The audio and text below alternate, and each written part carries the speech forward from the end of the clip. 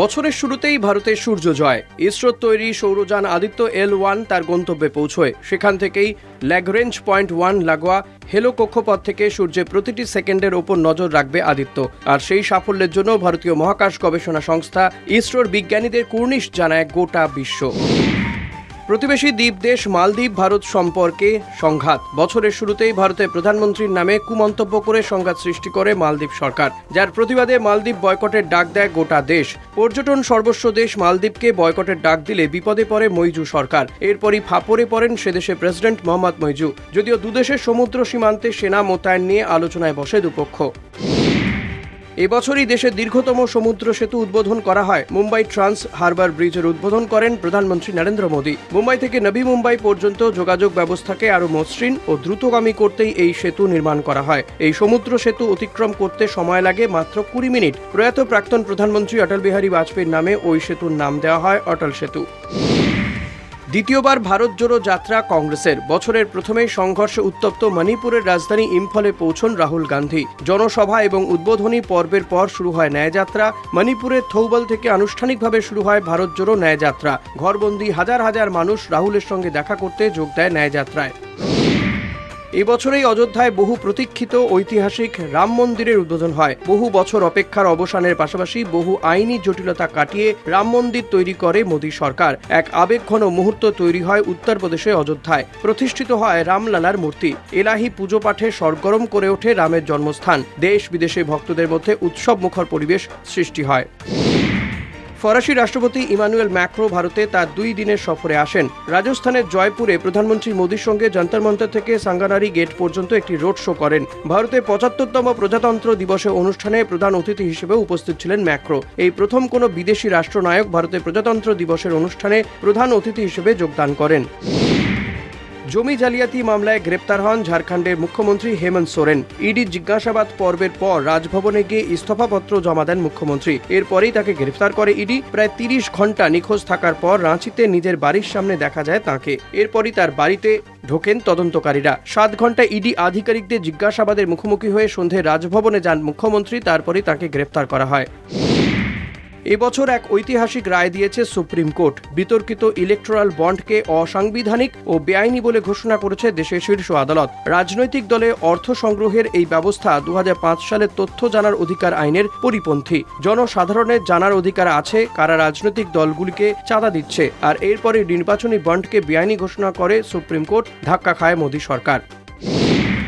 উত্তরাখণ্ডের অভিন্ন দেওয়ানি বিধিতে রাষ্ট্রপতির অনুমোদন। উত্তরাখণ্ডেই প্রথম এই আইন চালু হয়। ধর্ম, জাতি বা লিঙ্গ নির্বিশেষে সকলের জন্য একই আইন চালু হয়। রাজ্যের আইনি ও সামাজিক প্রেক্ষাপটে যা ঐতিহাসিক। 6ই ফেব্রুয়ারি মুখ্যমন্ত্রী পুষ্কর সিং ধামের নেতৃত্বাধীন সরকার আইনটি পাশ করে। ধর্মীয় সম্প্রদায়গুলির ব্যক্তিগত আইনের পরিবর্তে অভিন্ন দেওয়ানি বিধি কার্যকর হয়। বিবাহ বিচ্ছেদ, উত্তরাধিকার, সম্পত্তির অধিকার থেকে বহুবিধ সামাজিক বিচার এই বিধি অনুযায়ী হবে বলে জানানো হয়। চলতি বছরে দফায় দফায় কৃষক বিদ্রোহে সরগরম হয়ে উঠেছে পাঞ্জাব হরিয়ানার শম্ভু সীমান্ত। ফসলের জন্য এমএসপির আইনি নিশ্চয়তা এবং সমস্ত কৃষকদের ঋণ মকুব নিয়ে গত বছর থেকেই আন্দোলনে নেমেছিল কৃষকরা। এবছরই সেই আন্দোলনের দ্বিতীয় ঢেউ আছড়ে পড়ে। নিজেদের ন্যায্য দাবি নিয়ে আন্দোলনে নামেন কৃষকরা। বেঙ্গালুরুর রামেশ্বরম ক্যাফেতে বিস্ফোরণের ঘটনায় চাঞ্চল্য ছড়িয়েছিল। ক্যাফেতে অভিযুক্তদের আইইডি ভর্তি ব্যাগ রেখে আসার ছবি দেখা যায় সিসিটিভি ফুটেজে। ওই ঘটনায় কেন্দ্রীয় তদন্তকারী সংস্থা এনআইএর হাতে গ্রেপ্তার হয় 3 জন। একজনকে কর্ণাটক থেকে এবং বাকি 2 জনকে কলকাতা থেকে গ্রেফতার করা হয়। একাধিক রাজ্যে চিরুনি তল্লাশির পর 2 রাজ্য থেকে অভিযুক্তদের গ্রেফতার করে এনআইএ আধিকারিকরা। অভিযুক্তরা জঙ্গি সংগঠনের সঙ্গে যুক্ত ছিল বলে জানিয়েছেন গোয়েন্দারা।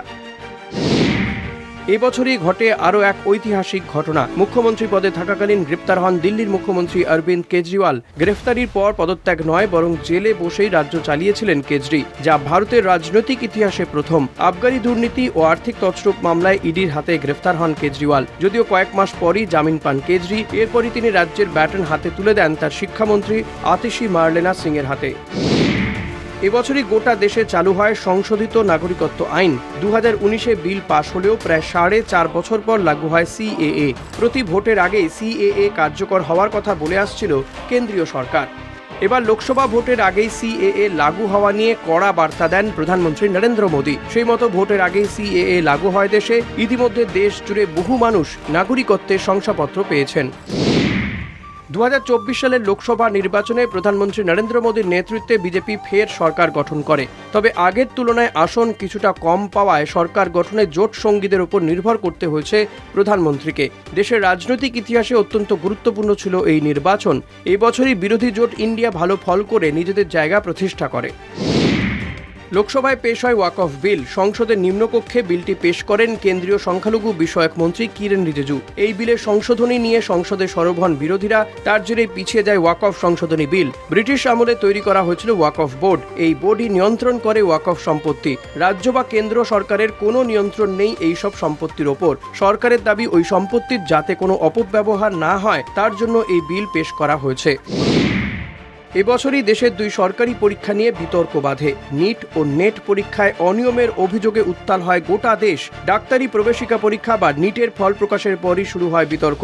67 জন পরীক্ষার্থী 720 নম্বরের পরীক্ষায় 720ই পান। আবার সময় নষ্ট হওয়ার কথা জানিয়ে 1563 জন পরীক্ষার্থীকে গ্রেস নাম্বার দেওয়া হয়। প্রশ্ন ফাঁসেরও অভিযোগ ওঠে। এরপর নেট পরীক্ষা হওয়ার পরদিনই বাতিল হয়ে যায়। সেখানেও সামনে আসে প্রশ্ন ফাঁস তত্ত্ব। কাঠগড়ায় ওঠে এনটিএ। দেশ জুড়ে শোরগোল শুরু হয়। চলতি বছরের বর্ষায় অসমে ভয়াবহ বন্যা পরিস্থিতির সৃষ্টি হয়। ব্রহ্মপুত্রের জল বিপদসীমার ওপর দিয়ে প্রবাহিত হয়ে বহু এলাকা প্লাবিত করে। ঘরছাড়া হন কয়েক লক্ষ মানুষ। সরকারি হিসেবে প্রাণ গিয়েছে প্রায় 100 জনের। জোরদার উদ্ধার কাজ এবং সরকারি ত্রাণের পরে পরিস্থিতি খানিকটা ফিরলেও প্রবল বন্যায় কৃষি, যোগাযোগ ব্যবস্থা এবং জনজীবনে ব্যাপক প্রভাব পড়ে। তামিলনাড়ুতে বিষ মদ কাণ্ডে মৃত্যু হয় প্রায় 50 জনের। অসুস্থ হয়ে হাসপাতালে ভর্তি হয় শতাধিক। ওই ঘটনার কথা সামনে আসতেই তামিলনাড়ুর মুখ্যমন্ত্রী এম.কে. স্ট্যালিন রাজ্যের প্রশাসনিক পদে রদবদল করেন। জেলা শাসককে বদলি করার পাশাপাশি পুলিশের শীর্ষ কর্তাদেরও পদে বদল আনেন। গ্রেফতার হয় অবৈধ মদের দোকানের মালিক। বাজেয়াপ্ত হয় কয়েকশো লিটার বিষাক্ত মদ। তামিলনাড়ুর এই ঘটনায় তুমুল চাঞ্চল্য ছড়ায় গোটা দেশে।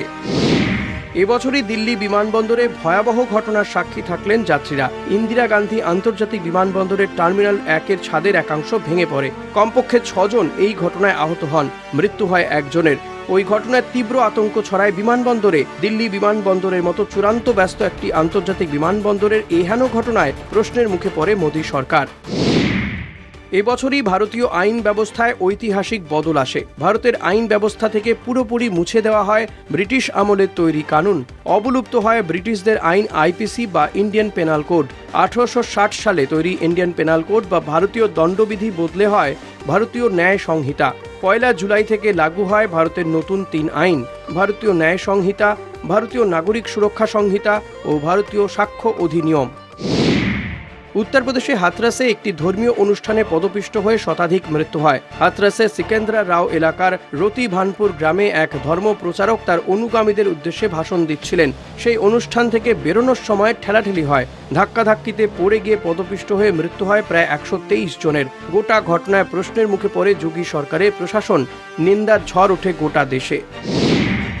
ভূমি ধসে বিধ্বস্ত হয়ে যায় ওয়েনাড। মৃত্যু মিছিল চলতে থাকে বেশ কয়েকদিন ধরে। ভারী বৃষ্টি উপেক্ষা করে উদ্ধার কাজ যত এগিয়েছে ততই বেড়েছে মৃতের সংখ্যা। মৃতের সংখ্যা 300 ছাড়ায়। নিখোঁজ হয় 250-রও বেশি। ধ্বংসস্তূপ থেকে 1000-এরও বেশি মানুষকে উদ্ধার করা হয়। প্রাকৃতিক দুর্যোগে কার্যত ধুয়ে যায় কংগ্রেস নেত্রী প্রিয়াঙ্কা গান্ধীর কেন্দ্র ওয়েনাড।